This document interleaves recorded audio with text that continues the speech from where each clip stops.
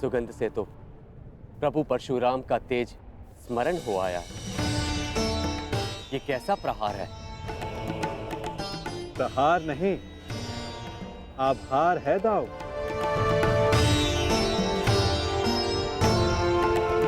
कहा था ना कि आने वाला योद्धा तनिक भिन्न होगा। हस्तिनापुर के युवराज की ओर से मैं परशुराम शिष्य राधेकर्ण श्री बलराम और वासुदेव को नमन करता हूं। शत्रु को नमन? जिस प्रकार आकाश में आया हर मेघ वर्षा नहीं लाता, उसी प्रकार आगे बढ़ने वाला हर पग शत्रुता का नहीं होता हलधर।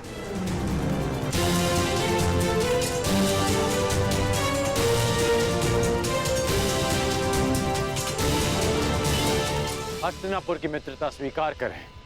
शत्रुता का विकल्प तुमने ही चुना था कर्ण। जब मित्रता ही करनी थी तो अश्वमेघ यज्ञ का अश्व रोका क्यों?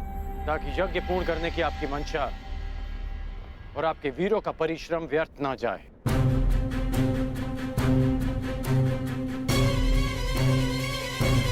इस अश्व को ध्यान से देखिए। इस अश्व का दायां कान कटा हुआ है।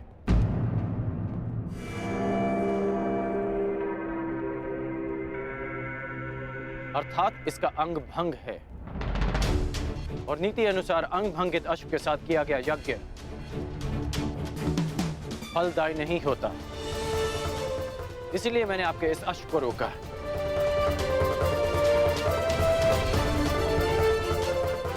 हलधर, मैं स्वयं आपको समझाना चाहता था, परंतु उससे पूर्व आपके वीरों ने मुझ पर आक्रमण कर दिया और कदाचित मुझे उसका उत्तर देना पड़ा। परंतु आपने स्वयं देखा होगा कि मैंने उन्हें केवल निशस्त्र किया, उनके प्राण नहीं लिए। तो तुमने मेरी सहायता करने के लिए अश्व रोका। अद्भुत, हम प्रसन्न हुए।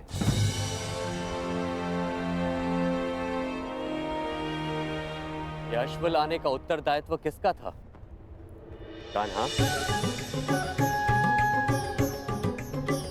तुम सबको यही कहते हो ना कि तुम मेरी आज्ञा का पालन करते हो, लेकिन परिणाम में वही होता है जो तुम चाहते हो।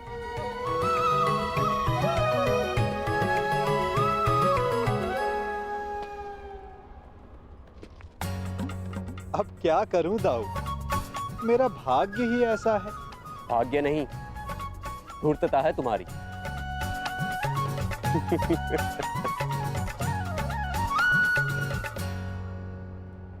तुम्हें लेके मेरे मन में जो भ्रम था, वो भ्रम तुमने तोड़ दिया है। हम प्रसन्न हुए। कहो, क्या इच्छा है?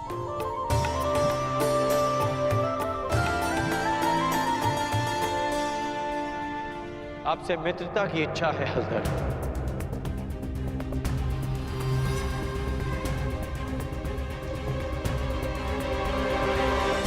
और एक आश्वासन भी बलराम, आवश्यकता पड़ने पर आप और आपकी सेना हस्तिनापुर की सहायता अवश्य करेंगे।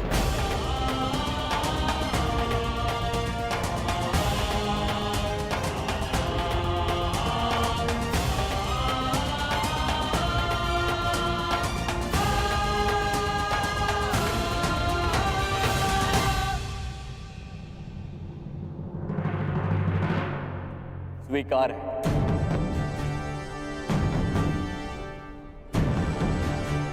परंतु मैंने तुमसे कुछ मांगने को कहा था कर्ण। इस समय मेरा लक्ष्य युवराज दुर्योधन को सर्वशक्तिशाली बना देना है।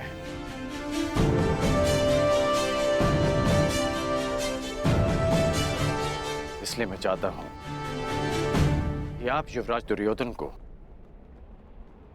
गदा युद्ध की शिक्षा दें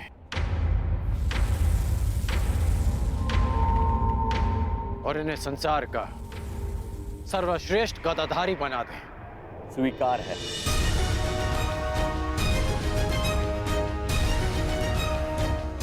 आओ, द्वारका का आतिथ्य ग्रहण करो।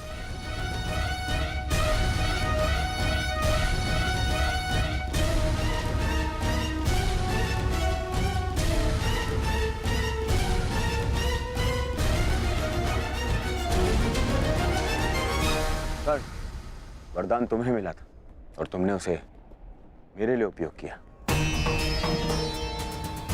आज तुमने एक बार फिर ये सिद्ध कर दिया कि संसार में यदि कोई मेरा सबसे बड़ा हितैषी है तो वो तुम हो कर्ण। मैं हस्तिनापुर का हितैषी हूं युवराज, और हस्तिनापुर युवराज का सेवक। मेरा धर्म हस्तिनापुर और आपको शक्तिशाली बनाना है। प्रणिपात युवराज।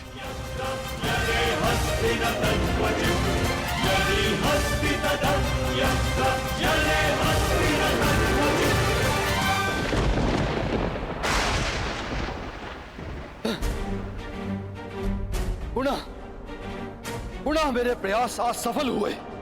मेरे इतने कठोर परिश्रम के बाद भी उस कर्ण को द्वारका का समर्थन मिल ही गया।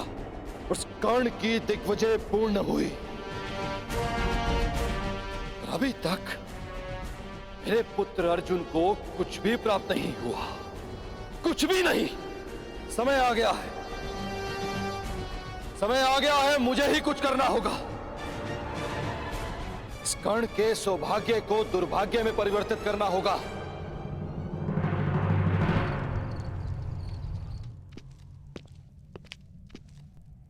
दिग्विजय पूर्ण हुई कर्ण।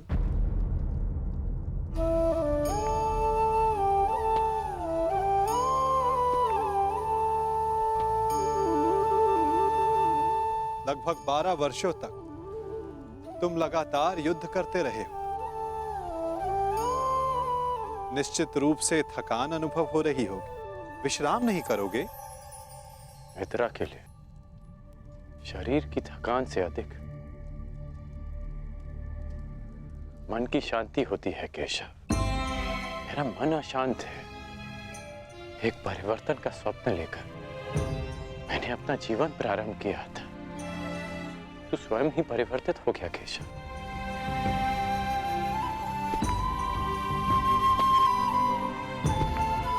परिवर्तन चाहते हो और स्वयं के परिवर्तित होने से घबराते हो।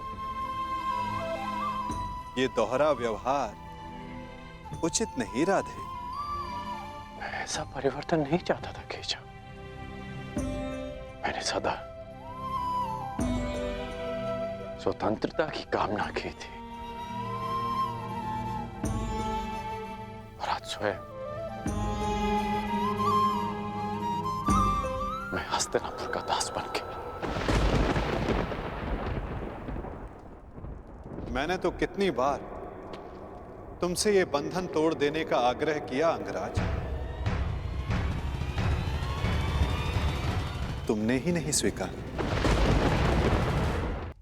जानते हो मन में संतोष क्यों नहीं है? क्योंकि लक्ष्य शुद्ध होने के साथ साथ साधन और सहायक भी शुद्ध होने चाहिए। और तुम ये भली भांति जानते हो कि तुम्हारे सहायक कैसे हैं। मित्र, अब भी समय है तुम्हारे पास। नहीं केशव,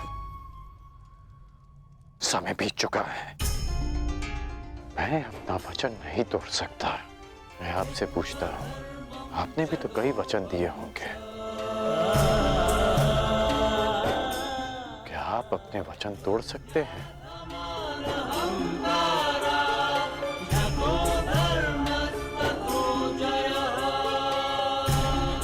कौन जाने मित्र, भविष्य में क्या छिपा है। तुम बताओ, अब दिग्विजय के पश्चात तुम क्या करोगे? केशव,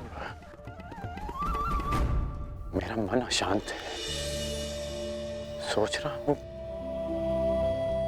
कि हस्तिनापुर जाने से पूर्व गुरु परशुराम के दर्शन करा। विचार उत्तम है मित्र, परंतु स्मरण रखना, कभी कभी अकेला यात्री मार्ग में भ्रम के जाल में फंस जाता है। प्रयास करना कि भ्रम के जाल में ना उलझ जाओ। केशव, जिस परिस्थिति में मैं हूं, कोई भ्रम मुझे क्या सताएगा?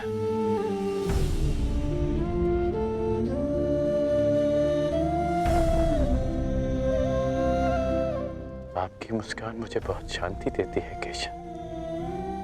आज्ञा दीजिए।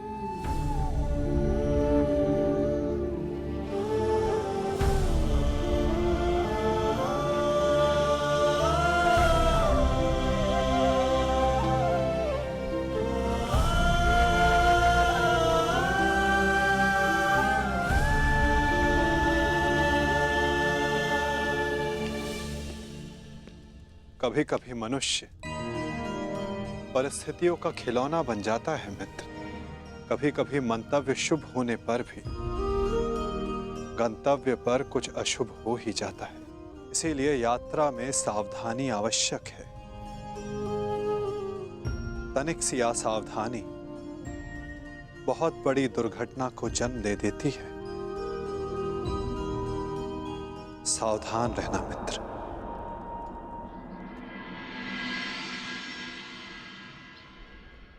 अपने गुरु से भेंट करने से मैं तुम्हें रोक नहीं सकता मित्र, परंतु मैं चाहता था कि तुम मेरे साथ में हस्तिनापुर चलो, मेरे इस दिग्विजय का सम्मान और सत्कार प्राप्त करो।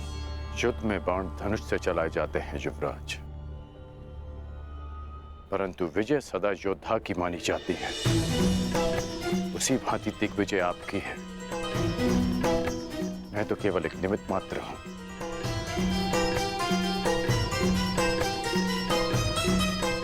आज्ञा दें।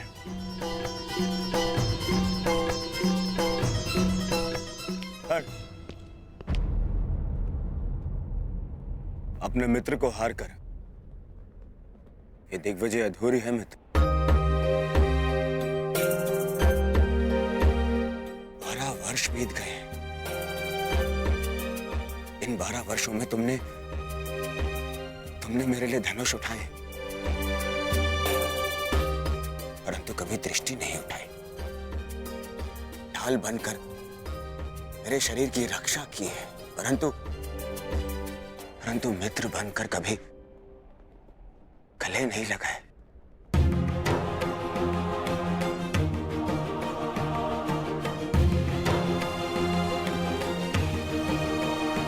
मुझे तो यह समझ में नहीं आता कि वनवास उन पांडवों का था या मेरा।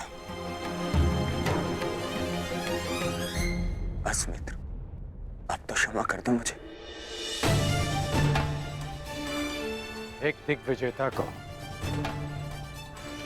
अपने सेवक से क्षमा मांगना शोभा नहीं देता युवराज।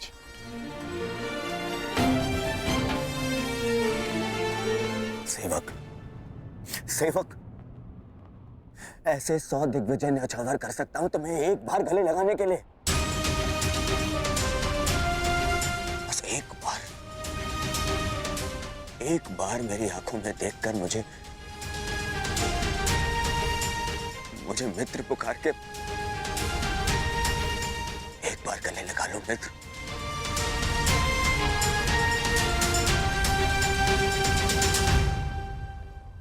कदाचित एक बार उस मित्र की पुकार युद्ध भवन में भी सुन ली होती है आपने युवराज।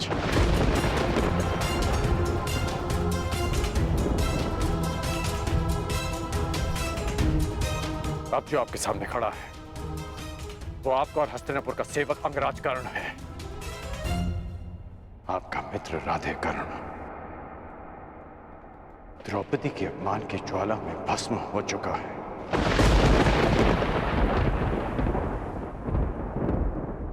और जो भस्म हो जाते हैं वो किसी को गले नहीं लगा पाते।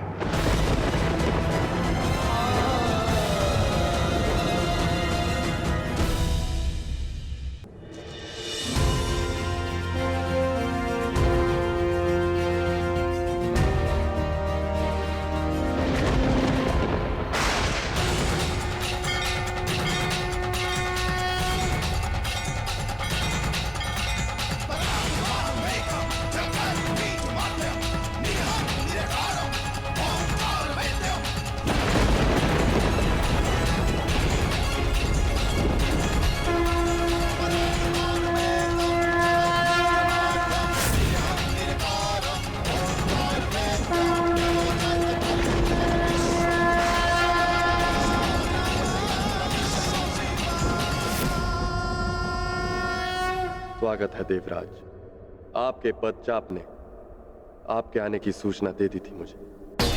मेरे पश्चात तो आपने सुन लिए महादेव, परंतु 12 वर्षों से पुकार रहे मेरे पुत्र अर्जुन के स्वर आपके कानों तक क्यों नहीं पहुंचे?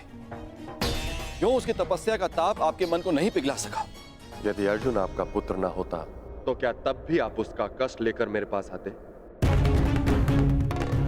स्वीकारता हूं कि मुझे मेरे पुत्र से मोह है, परंतु सबको होता है। आप स्वयं ही बताइए, क्या दोष है मेरे पुत्र अर्जुन में, या उसकी इच्छा पूरी कर सकने के योग्य नहीं? देवराज, वृक्ष पर लगे फल को खाने की इच्छा करने वाले को मात्र वृक्ष पर लगे फल को तोड़ने का परिश्रम करना पड़ता है। मोती की आकांक्षा करने वाले को सागर के तल तक जाने का परिश्रम करना पड़ता है। ठीक उसी प्रकार अमृत पीने की इच्छा करने वाले को भी गहन साधना का विष पीना पड़ता है। आपका पुत्र मुझसे पशुपतास्त्र की इच्छा रखता है। ये विध्वंसकारी अस्त्र उसे देने से पहले ये जान लेना आवश्यक है कि क्या वो उसके योग्य है। शक्तियों के साथ साथ उत्तरदायित्व भी बढ़ता है। यह जान लेना आवश्यक है कि क्या वो ये उत्तरदायित्व उठाने योग्य है या नहीं। पशुपतास्त्र पाना है, कई परीक्षाओं का सामना करना पड़ेगा अर्जुन को। अपने पुत्र के मुंह में आपने क्या क्या किया है, मुझसे कुछ छिपा नहीं। पूरे पुत्र को नीचा दिखाने के लिए आपने देवराज पद की गरिमा को किस तरह लांछित किया है, भली भांति जानता हूं। देवराज, यदि एक पिता अपने पुत्र की परीक्षा लेता है तो पुत्र प्रशंसा पाता है। जब एक पिता पुत्र की प्रशंसा करता है तो पुत्र केवल परीक्षा पाता है। आशा है कि अगली भेंट देवराज इंद्र से होगी, पुत्र मोही पिता से नहीं।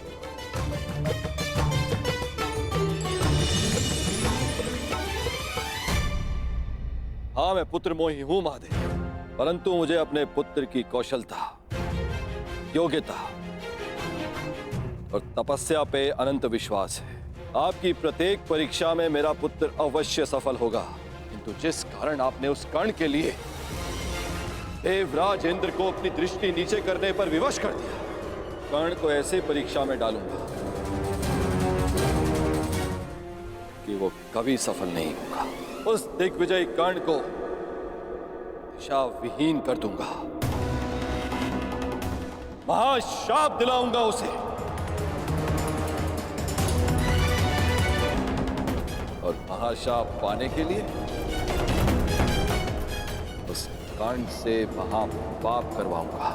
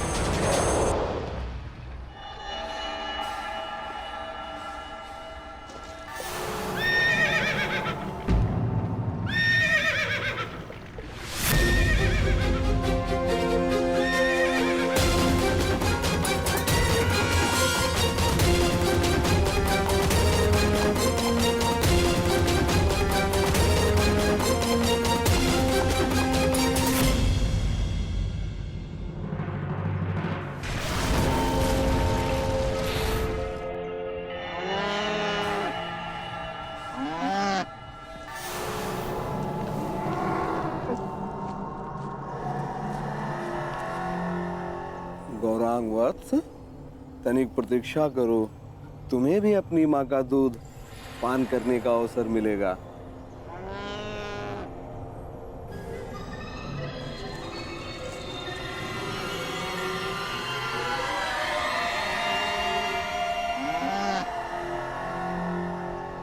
क्या है श्यामा, इतना भयभीत क्यों? मैं हूं ना तुम्हारे साथ। हाँ?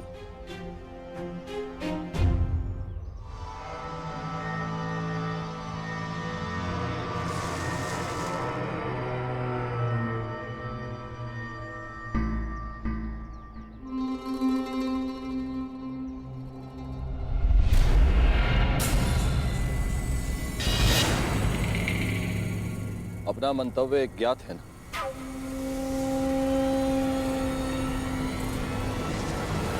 लगता है तुम्हें भूख लगी है। अभी मैं तुम्हारे लिए चारा लेके आता हूं, ठीक है?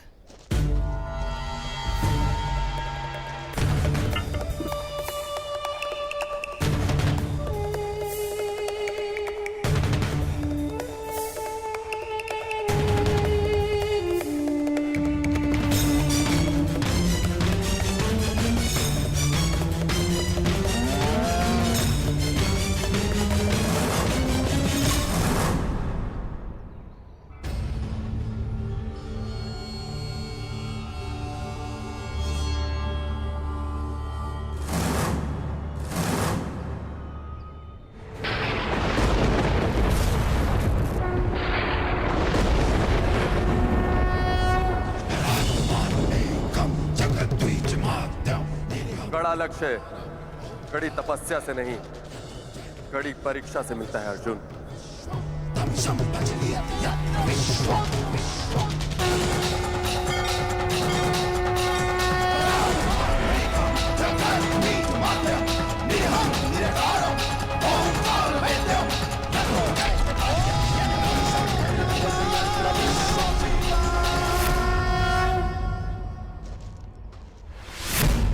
गौरांग, गौरांग, गौरांग, गौरांग! क्या हुआ स्वामी? गौरांग को यही बांध के गया था, वो न जाने कहां चला गया। गौरांग कहां गया? गौरांग! अगर वो नहीं मिली तो श्यामा अपने प्राण त्याग देगी। और आप तो जानते ही हैं स्वामी कि श्यामा हमारे जीवन का एकमात्र सहारा है। हे प्रभु, अनजाने में कौन सा ऐसा कर्म हो गया जिसका फल आप मुझे इस तरह दे रहे हैं? तुम्हारे पाप का फल नहीं है ये ब्राह्मण, ये तो केवल कर्ण के महाश्राप का प्रारंभ है।